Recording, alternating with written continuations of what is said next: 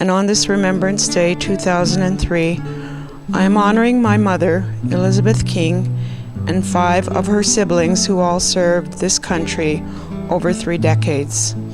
They are 6 of the 11 children of Albert and Isabel Maneg of Christian Island. My Aunt Bernice served with the Canadian Army Corps from 1941 to 44. Aunt Bernice was to be here today as an honored guest, but sadly she passed away on the 3rd of November at 81 years old. Her death leaves my mother the last surviving veteran of World War II from Christian Island. Uncle John also served in the Air Force from 1950 to 53.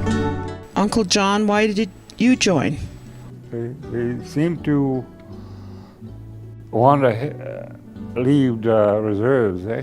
The reserves weren't, they were kind of a dull place to live years back. And we were always looking for this summer kind of excitement. We've, not all of us left there, but most of the young people I grew up with, they wanted to go somewhere. We never went anywhere when we were on the island. I was about 11 when I came to town. For the first time? Yeah. Did the Air Force give you the adventure that you were looking for? Oh yeah. Yeah, that was the best time in my life, probably. Uncle Gerald volunteered with the Army Reserves in 1959.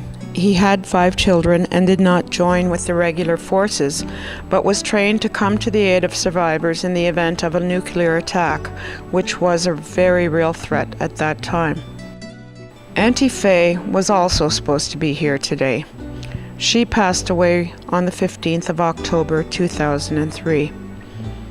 Auntie Faye was a very young wife and mother to one when her husband Earl Marsden was sent off to Korea in 1952.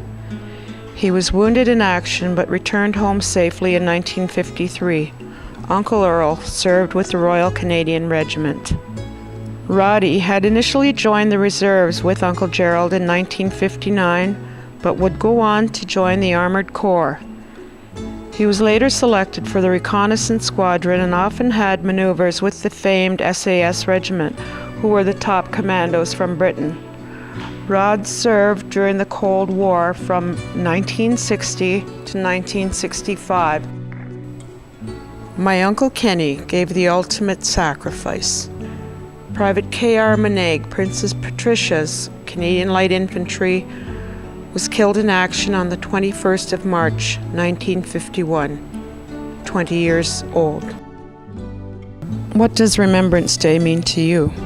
I remember the people that went away and never came back. And, my brother-in-law, and I had a cousin died in England, early 1940. To remember is to honor all men and women who served and sacrificed for the sake of freedom in our world. We honor you here today and thank you for all that you have done for this great country. Chimigwech.